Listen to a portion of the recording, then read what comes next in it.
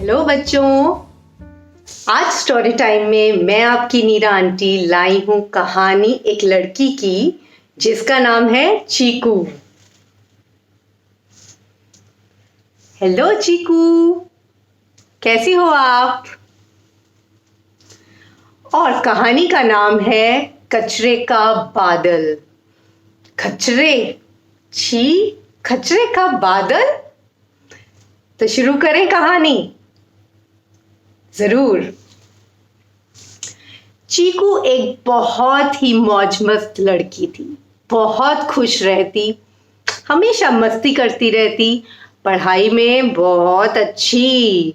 School में सब उसको बहुत पसंद करते थे।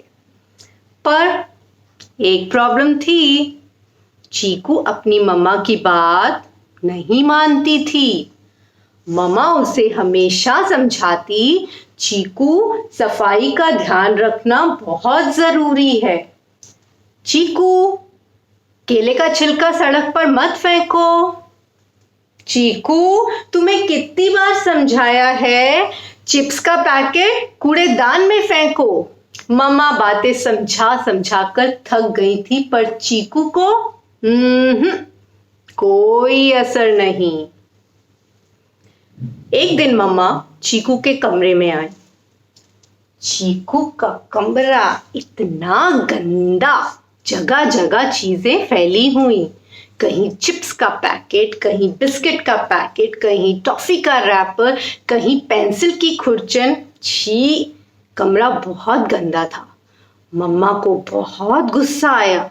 मम्मा ने बोला, चीकू देखना, ये कूड़ा कचरा तुम्हारा पीछा नहीं छोड़ेगा, हमेशा तुम्हारे साथ रहेगा। इस बात पर चीकू हंस पड़ी। मम्मा, आप कैसी बातें करते हो? और मम्मा गुस्से में कमरे से चली गई। उस रात चीकू बहुत अच्छे से सोई और सुबह जब उठी, कमरे में बदबू आ रही थी। छी, ये कैसी बदबू है? और कमरे में मक्खियां भिनभिना रही थीं।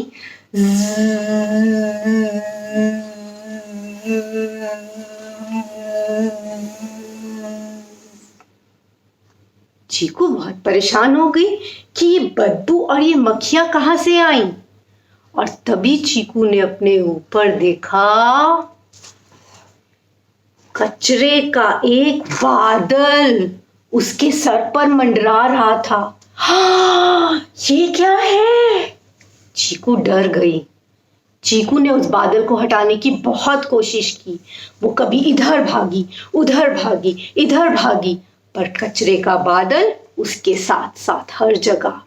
उसने झाड़ू लिया और उसको साफ करने की बहुत कोशिश की, बट कचरे का बादल वहीं का वहीं टिका रहा। चीकू बहुत दुखी हो गई। अब चीकू दुनिया की सबसे दुखी लड़की थी। वो बहुत उदास हो गई और मम्मा की बात सच हो गई। चीकू के स्कूल में कोई उससे बात नहीं करता था। अब चीकू का कोई दोस्त नहीं था। चीकू अकेले स्कूल जाती, अकेले खाना खाती, कोई उसके साथ खेलता भी नहीं था। चीकू बहुत उदास रहने लगी। एक दिन चीकू ने देखा उसकी दोस्त बाला। बाला ने केला खाकर छिलका फेंका सड़क पर।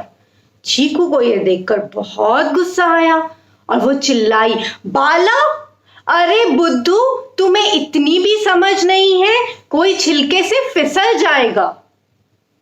बाला ने देखा चीकू को और उसके बादल को और डर के मारे जल्दी से छिलका उठाया और कूड़ेदान में डाल दिया। उस दिन चीकू के कचरे का बादल थोड़ा सा दूर हो गया। चीकू को समझ नहीं आया कि क्या हुआ। अरे, ये कैसे हो गया? ठीक है। अगले दिन चीकू के पड़ोस की आंटी कुछ प्लास्टिक की थैलियां कूड़ेदान में फेंक रही थीं। और तभी चीकू ने आवाज लगाई, आंटी, प्लास्टिक की थैली को कूड़ेदान में मत फेंको, इन्हें दोबारा इस्तेमाल करो। आंटी ने बोला, ठीक है बेटा, मैं घर ले जाती हूँ। और उस दिन रात को चीकू ने देखा कि उसका कचरे का बादल थोड़ा और दूर चला गया।